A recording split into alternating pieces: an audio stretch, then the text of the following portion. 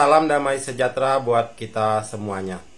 Kembali saya mau mengkonter ajaran dari Pendeta Dr. Erastus Sabdono yang telah mengatakan keselamatan bisa diperoleh orang yang tidak percaya kepada Yesus sebagai juru selamatnya asal orang tersebut berbuat baik. Dan Pendeta Dr. Erastus Sabdono ini juga mengatakan derajat Yesus tidak sama dengan Bapa, atau Yesus ini berada di luar pribadi Bapa. Ini ada video lain yang juga mengkonter ajaran dari Pendeta Erastus Sabdono ini. Mari kita simak videonya. Shalom, saya akan memperlihatkan satu buah video singkat dari khotbahnya Bapak Pendeta Erastus Sabdono. Beliau menjelaskan tentang Allah dan Yesus atau Bapa dan Yesus. Beliau menyampaikan bahwa Yesus dan Bapa itu tidak satu. Jadi kalau kita berdoa kepada Bapa, berarti kita tidak berdoa kepada Yesus, karena Bapa dan Yesus itu terpisah. Mari kita saksikan video ini. Kalau kita membaca dalam surat Rasul Paulus, yang menjadi tujuan doa Rasul Paulus terus tuh Theos, dalam terjemahan kita Allah. Memang ini juga bisa mengacau kata ini. Allah ini tunggal kan, menyiratkan tunggal, sedangkan di perjanjian lama, kata Allah juga digunakan untuk Elohim. Ini juga mengacau sekali. Elohim diterjemahkan Allah, El yang sama dengan Theos diterjemahkan Allah. Apa nggak kacau nih? Kacau, saudaraku. Sebenarnya di sini kacau. Nah, Theos ini Bapak di surga. Saudara membaca di Alkitab, di semua surat Rasul-Rasul selalu bicara mengenai ini. Kuduslah kamu sebab aku kudus. Theos. Theos, Theos, Theos, Theos. Nah, dengan terjemahan ini, dengan terjemahan Theos menjadi Allah, lalu tanpa disadari Yesus dimasukkan di sini. Padahal tidak, ini Theos. Nanti di dalam ayat yang lain baru ada Tuhan kita Yesus Kristus. Terpujilah Allah, Bapa dari Tuhan kita Yesus Kristus. Baca, terpujilah Allah, Theos maksudnya, Bapa dari Tuhan Yesus Kristus. Jadi kalau kita membaca Alkitab menemukan kata Allah, asumsi kita itu Yesus termasuk di dalamnya. Tidak, ini Bapa. Bicara seperti ini berat sebenarnya, saudara. Berat. Karena konsep orang sudah salah. Ya, kita sudah menyimak bersama bahwa Allah itu tidak termasuk Yesus ada di dalamnya. Terpisah. Ini yang sangat-sangat fatal sekali dalam iman Kristen. Kalau kita tidak menanamkan pondasi kepada jemaat atau orang-orang percaya, maka segera akan beralih ke sana. Karena pengaruh daripada Pak Pendeta Erastus Sabdono ini juga luar biasa. Kalau kita lihat komen-komen dari orang-orang Muslim, bahwa mereka mengapresiasi apa yang menjadi doktrin atau pengajaran dari Bapak Pendeta Erastus Sabdono ini. Dan kalau saya boleh kutip salah satu komentar orang Muslim, bahwa mereka berkata begini, inilah baru pendeta yang jujur, mengakui bahwa Yesus itu bukan Allah, tetapi Yesus itu hanya kapasitasnya utusan saja, sesuai yang orang Muslim ketahui, hanya sebatas utusan saja. Tuhan Yesus memberkati kita. Saya sependapat ya dengan beliau ini yang mengkonter pengajaran dari Pendeta Dr. Erastus Sabdono yang seakan-akan mengatakan Yesus itu tidak sama dengan Allah Bapa. Yesus itu berada terpisah dari derajatnya kealahan Bapa. Yesus itu semacam oknum pribadi sendiri sebagai utusan dari Allah Bapa untuk menyelesaikan misi penyelamatan kepada umat manusia. Jadi pernyataan seperti itu yang mengatakan bahwa Yesus bukanlah Tuhan yang sesungguhnya, cuma sebagai Tuhan huruf kecil, sebagai suruhan yang mewakili Bapa, yang mewakili Allah. Dia bukan Tuhan yang sebenarnya, bukan Allah itu sendiri. Ini menjadi suatu kelemahan ya, yang bisa dipakai mereka, orang-orang yang tidak percaya kepada Tuhan Yesus sebagai Tuhan satu-satunya penguasa langit dan bumi. Yaitu konsekuensinya ya seperti ini. Nah, sekarang kita putar sedikit video yang tadi, pernyataan dari Pendeta Dr. Erastus Sabdono, bahwa ada ayat firman Tuhan yang mengatakan bahwa Yesus itu seperti yang dia maksud. Coba kita putarkan videonya. Nanti kita lihat ayatnya seperti itu apa enggak ya. Dengan terjemahan Theos menjadi Allah, lalu tanpa disadari Yesus dimasukkan di sini. Padahal tidak, ini Theos. Nanti di dalam ayat yang lain baru ada Tuhan kita Yesus Kristus. Terpujilah Allah Bapa dari Tuhan kita Yesus Kristus. Baca, terpujilah Allah, Theos maksudnya, Bapa dari Tuhan Yesus Kristus. Coba kita ulangi ya, biar lebih jelas. Nanti di dalam ayat yang lain baru ada Tuhan kita Yesus Kristus. Terpujilah Allah Bapa dari Tuhan kita Yesus Kristus. Baca, terpujilah Allah, Theos maksudnya, Bapa dari Tuhan Yesus Kristus. Ayatnya ada di 1 Petrus 1 ayat yang ketiga. Terpujilah Allah dan Bapa Tuhan kita Yesus Kristus. Di situ tidak ada pakai kata dari. Terpujilah Allah dan Bapa Tuhan kita Yesus Kristus, yang karena rahmat-Nya yang besar telah melahirkan kita kembali oleh kebangkitan Yesus Kristus dari antara orang mati, kepada suatu hidup yang penuh pengharapan. Terpujilah Allah dan Bapa Tuhan kita Yesus Kristus. Jelas ayatnya. Tidak ada pakai kata dari. Sekarang kita masuk topik pembahasan. Pada awal penciptaan di kitab Kejadian pasal 1 dimulai ayat yang ke-1. Pada waktu Allah menciptakan segala sesuatu, baik hewan, tumbuh-tumbuhan, benda penerang, cakrawala, dan semuanya, disebutkan berfirmanlah Allah. Berfirmanlah Allah. Berfirmanlah Allah. Terus seperti itu. Tapi waktu menciptakan manusia ada kekhususan sendiri, karena disebut baiklah kita menjadikan manusia menurut gambar dan rupa kita. Inilah waktunya Allah menyatakan dirinya secara utuh, yaitu dengan ungkapan kata baiklah kita. Beda waktu Allah menciptakan langit dan bumi, tumbuh-tumbuhan, hewan, benda-benda penerang. Itu Tuhan Allah itu tidak ada pernah mengatakan, memakai sebutan baiklah kita menciptakan, tidak ada.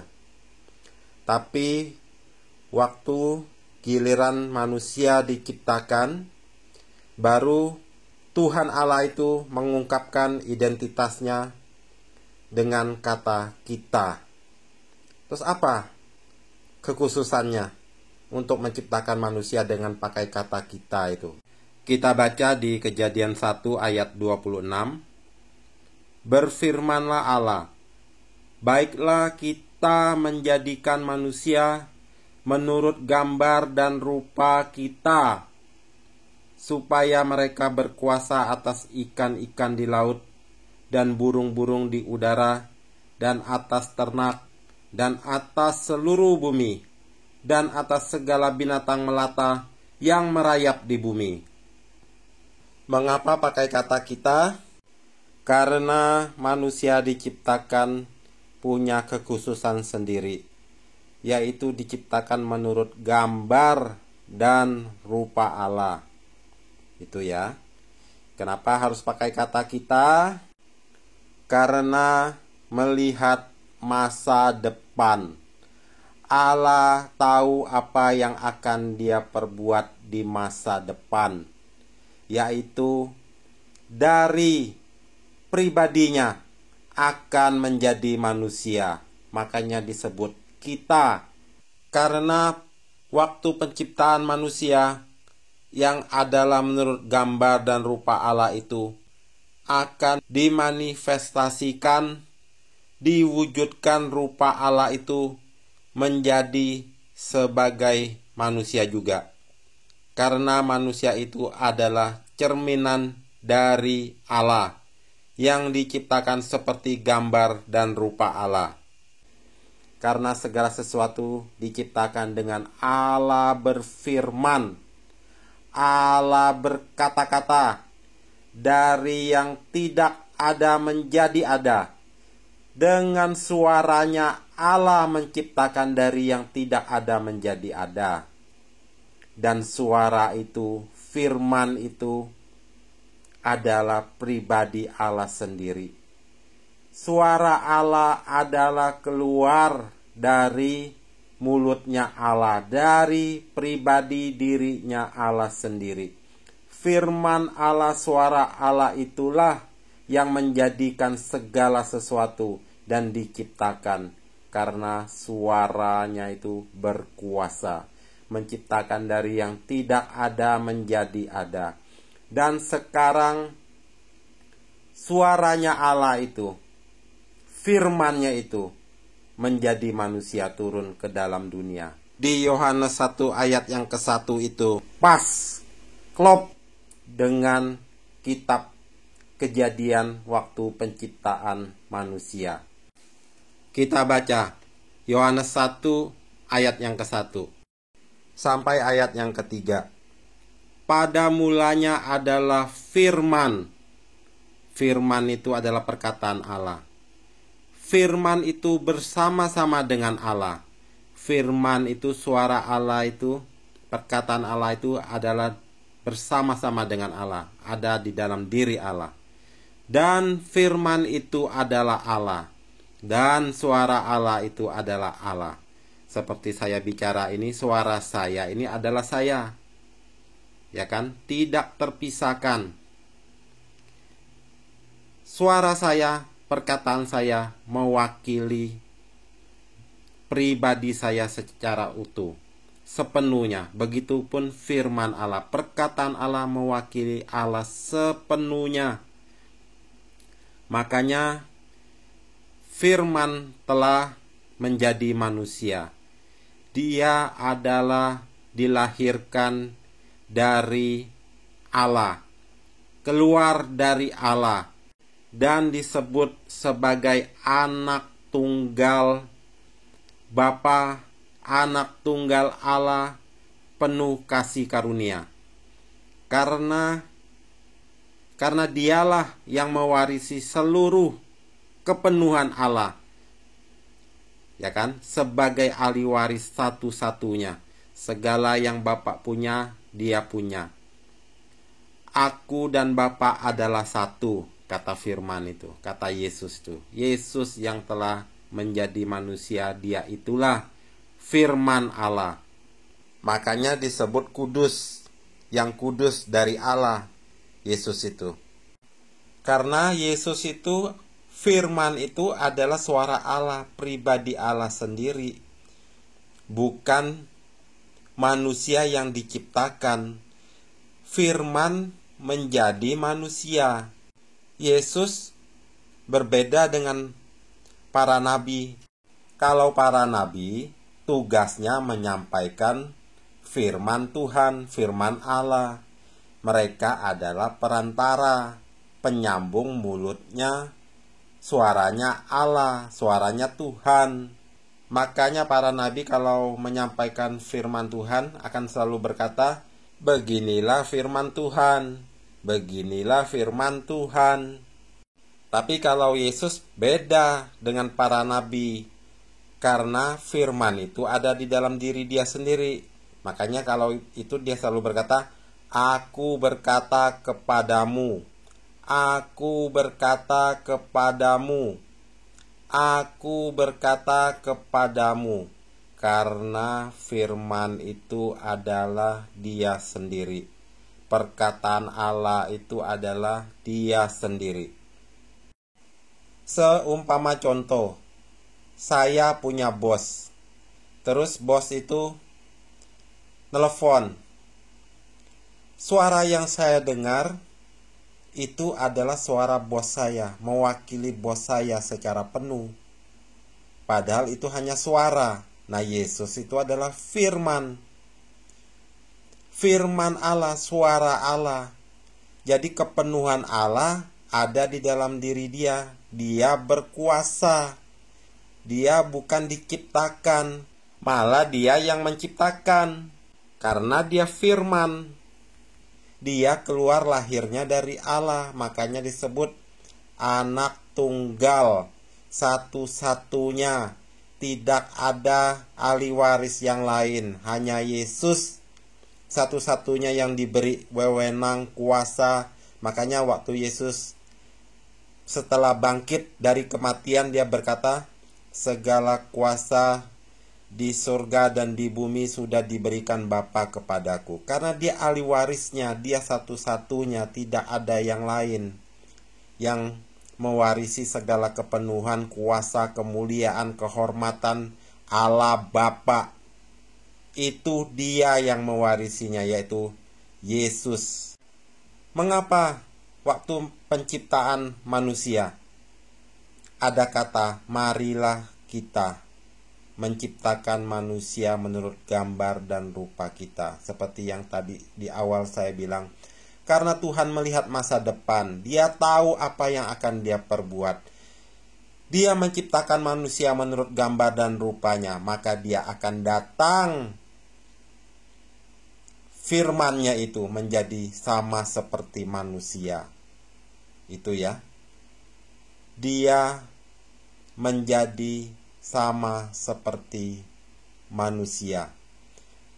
Baiklah kita menjadikan manusia menurut gambar. Itu sangat penting sekali, gambar dan rupa kita. Karena nanti dia akan mengambil rupa menjadi manusia. Itu sangat luar biasa sekali.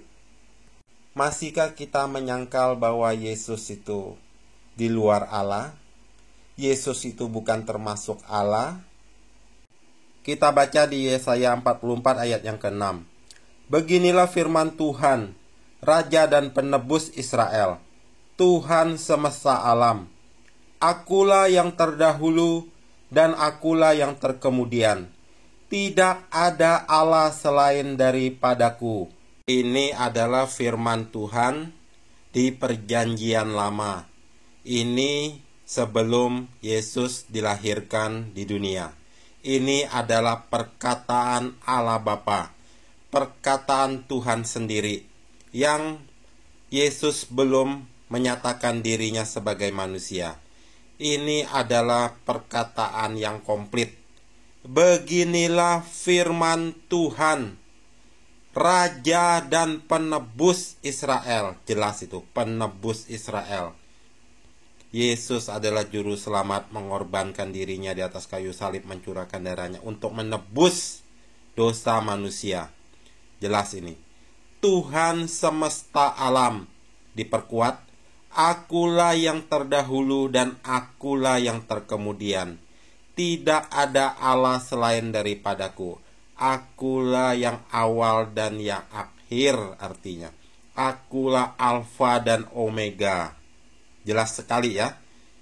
Penebus, yang awal dan yang akhir. Siapa dia? Kita baca di Wahyu 2 ayat 8. Dan tuliskanlah kepada malaikat jemaat di Smyrna, inilah firman dari yang awal dan yang akhir, yang telah mati dan hidup kembali. Dan tuliskanlah kepada malaikat jemaat di Smyrna, inilah firman dari yang awal dan yang akhir. Dikasih tahu identitasnya. Siapa? Yang telah mati dan hidup kembali. Itulah dia yang awal dan yang akhir, yang terdahulu dan yang terkemudian, Alfa dan Omega. Kita baca lagi di Wahyu 21 ayat 6-7. Firman-Nya lagi kepadaku, semuanya telah terjadi. Aku adalah Alfa dan Omega, yang awal dan yang akhir.